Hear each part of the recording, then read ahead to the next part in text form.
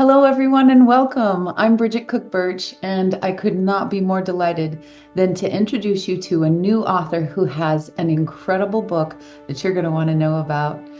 Lisa SITZE, would you please tell us the title of your book and what it's all about?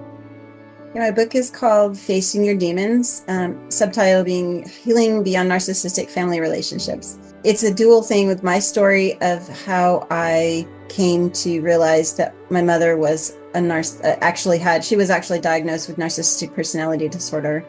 And it led me into recognizing why all my healing journey was not working because I was still under her control.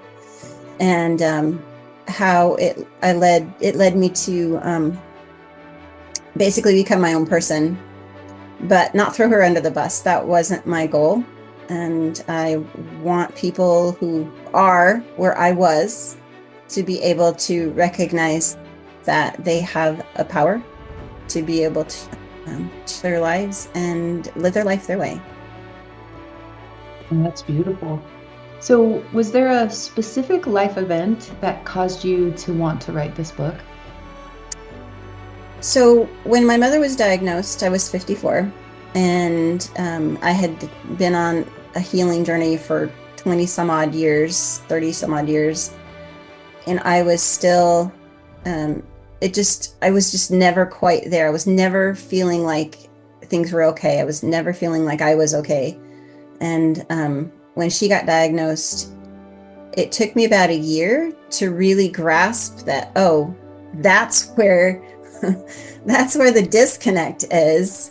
And then another year or so to get to the point where I was like, okay with that. Like, that's not going to change. I can't change her, and I need to change me. But what does that look like? And how do I live in my authenticity without throwing her under the bus? And there was a time where I had to recognize I'm just going to have to allow myself to hate her for right now. It only lasted a little over a year, and I still struggle sometimes when I talk about her, but I don't hate her anymore. And I had to give myself that, though. And that's one of the things I talk about. It's important that we recognize where we are so that we can get where we're going, because we can know where we want to go. But if we don't know where we are and acknowledge that, then we're not going to get where we're going, because we're going to head in a direction and it may be completely some other way. So we need to know both where we are and where we're going. Well, that's beautiful, because you're giving yourself permission to do something you've never had before, a freedom and a sense of yourself that you didn't have. So, we talk about conflict character arc. And so for 40 years of your life, at least, what were some of the ways that the conflicts would show up for you? What did you find yourself wrestling with because of this indoctrination of your mom? I could never quite feel like I was good enough. I never quite got to the point where I knew what I wanted, because I was always afraid to want anything for myself. It's like, oh, is my mom going to be okay with this? Or is somebody else going to be okay with this? Or is this okay for me to do? Or there were so many ways in which I had to learn how to be me. And I couldn't be me because I was always undermined. And it started out with my mom, hence the name Facing Your Demons, because demons are those limiting beliefs that keep you from going places that are unsafe. And from narcissistic abuse, everything is unsafe. And so they're constantly protecting you from all the things that could cause harm. But in essence, they are undermining everything, good and bad, but they're also undermining all the good as well. And so we have a power within us. I call it our agency, that gives us the ability to make those choices. How get to the point where, is this what I want? And maybe it's not what you really want, but you decide this is what I want. And then you get into it for a while and you're like, okay, wait, that's not quite what I want. And so you adjust. You don't change it, you adjust. And then you can adjust and you can continue to adjust until you get to the point where you're like, yeah, this is exactly what I was looking for. But it's like anything. It's like anything in life, you have to keep working towards it. Like a baby doesn't start walking.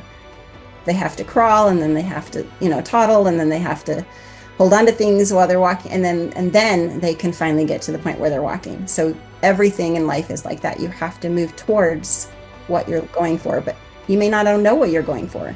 And especially if you were born under narcissistic abuse, you are not allowed to want anything unless it's something they want you to have. So yeah, you just get there.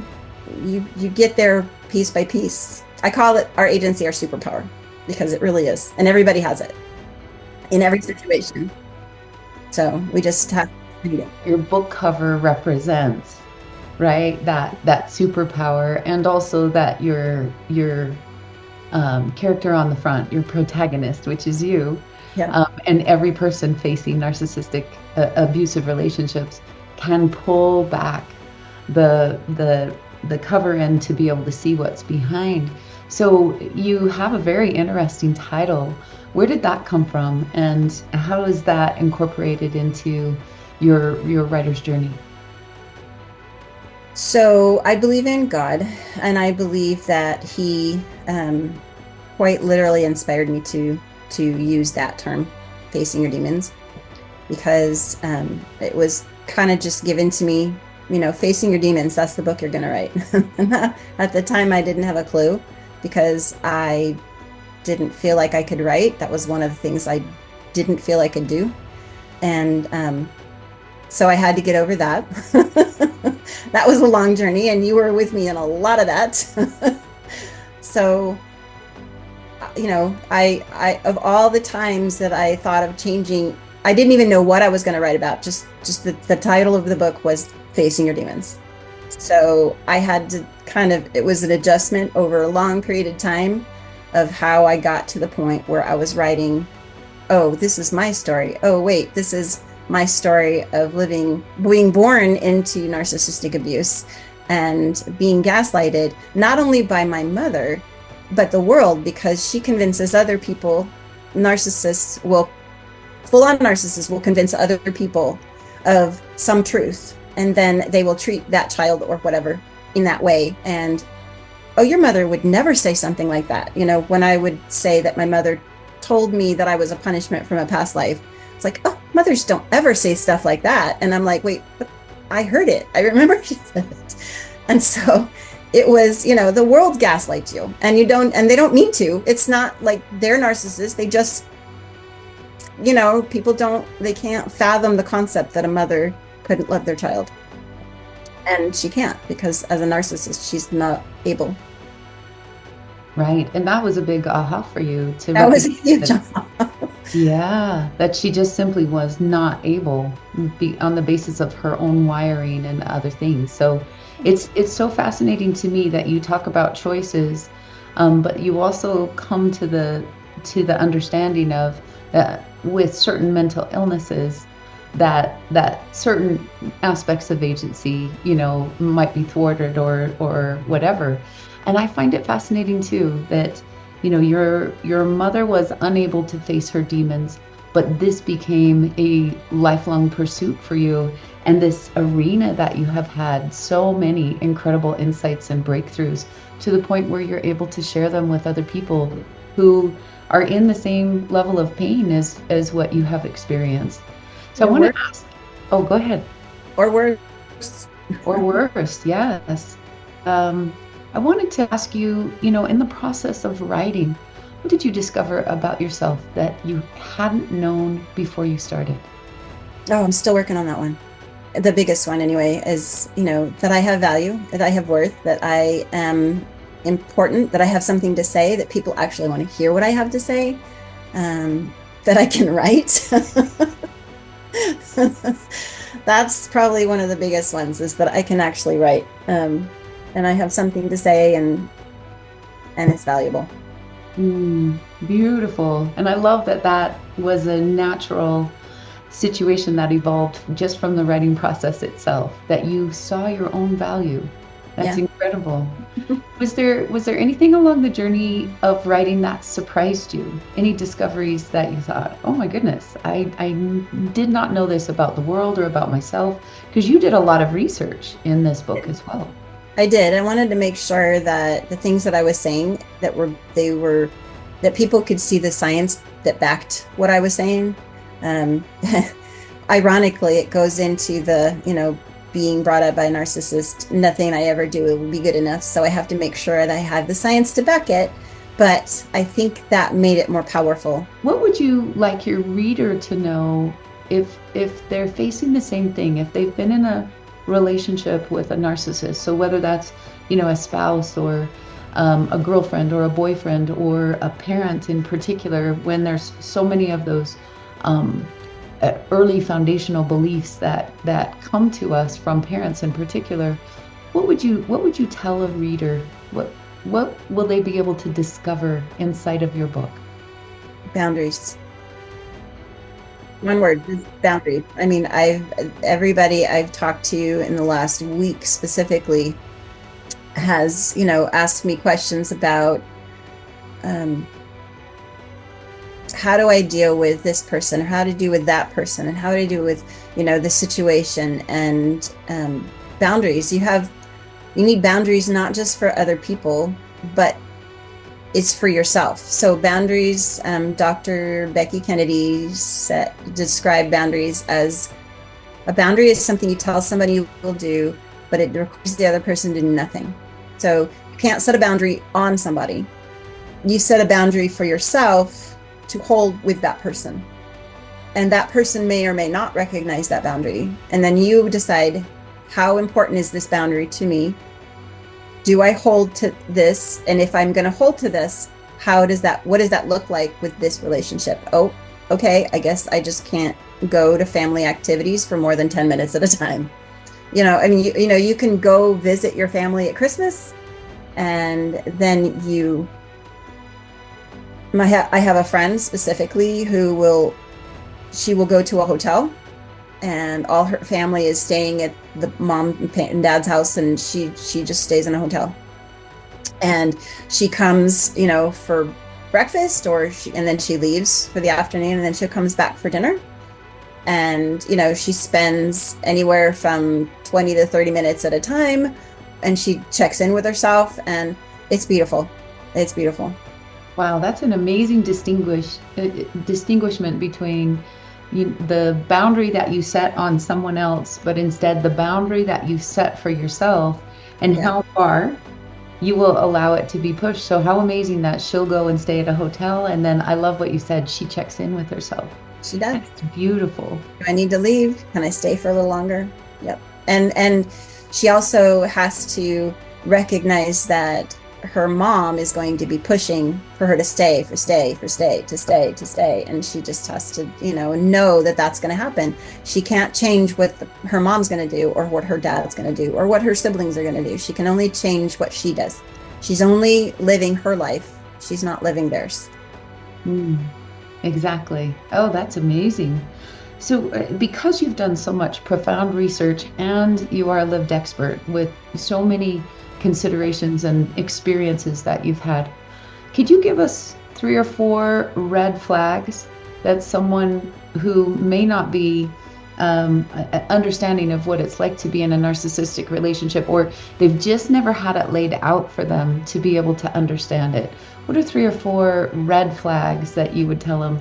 You can absolutely tell you're being gaslit in here, or absolutely tell that there's an unhealthy situation here.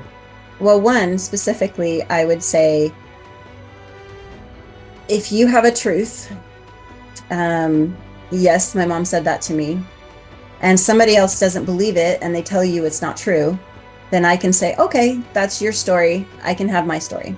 And I don't even have to say it out loud. I can just not say anything. It depends. If I'm close to that person, I may say, well, I understand it's hard to see that was what she would have said, or I can just say, they can tell me that I'm wrong, and I'm just, okay, and let it be, because I don't need to change them, and I don't need to change their story. Another one would be when somebody asks you to do something that you are not comfortable with, you need to recognize it as a red flag. If you're not comfortable, there's a reason. It doesn't even have to be something that big of a deal. Like, oh, us girls are getting together or something, and we're going to go to lunch. And I'm just like, I'm in a bad way this week, and I don't want to go anywhere. I'm just staying at home. And I know I've been home all last week, and I should be okay now. But, don't shit on yourself. Just kind of just allow yourself to be where you are and say, that's not going to work for me today. That red flag is your emotions, your inner child, yourself, your authenticity, whatever is working against that situation right now. Listen to it, because this is your life, and you don't have to, and maybe you'll get some fallout later, and you're going to need to be okay with that, because again, you're living your life. They aren't living your life. I think another one would be living your authenticity, because sometimes people think you should be a particular way, and that's a red flag to not really hang out with that person. Really, you can limit your time with that person. If that's not how you feel you should be, then you don't need to be that for that person.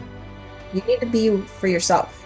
And so it sounds to me too, and this is very significant, that not only have you learned to honor your boundaries, but you're also learning to honor boundaries of others around you, and not taking it personal, which is amazing. It is, and that's a very difficult thing. Is one of the things we learn as children of narcissists. Is one of the aspects of a full-on narcissist is being offended, being easily criticized, like every tiny little criticism or everything somebody says is potentially a criticism, even if it's not. And so we learn that because we've seen it, we grew up with it. It was an example to us. So we learned how to do that. Like, we're offended by everything, right? And that's not something I wanted in my life anymore. That didn't work for me. I wasn't happy with that. Or satisfied, which is amazing. I couldn't be in your home. Words were weaponized, right? Beliefs were weaponized, and so you've learned how to be able to deflect that now in all of your relationships. But I love how you've been able to come to this place where you've set certain standards for yourself. And one thing I wanted to ask you too is, with a lot of narcissists, they can be so charming. Right? Oh yeah. I've had a few relationships where I learned this, like, to the entire outside world. They're so charming and they can do no wrong, but all of a sudden behind closed doors, there's a whole different story. So manipulators. Yeah. So you got yourself out physically, and then eventually you were able to get yourself out mentally, emotionally, and spiritually. Right. Well, being born into it, it's sort of a natural thing that you will eventually, most people will grow up and move out. And so that's an option, to get out of that situation physically. But learning that, oh wait, they're controlling me by constantly calling me, or making me call them all the time, or constantly infiltrating into everything in my life and telling me how I should do this or that, And so when you recognize that, another red flag, right? You recognize that, then you can decide, what are you going to do with this? I call them identifiers.